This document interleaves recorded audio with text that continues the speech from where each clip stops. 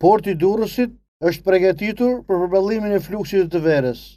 Një ndër masat për përballimin e këtij fluksi është dhe fillimi i lundrimeve të tragedeve drejt portit italian e Durrës-Bari në Dopje Kors, të cilat fillojnë që sot.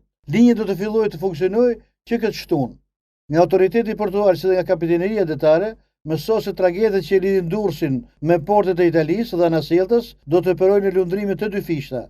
Ky organizëm synon të përballojë numrin e shtuar pasagjerëve gjatë sezonit veror dhe të garantojë vijimësi normale të shërbimeve portuale.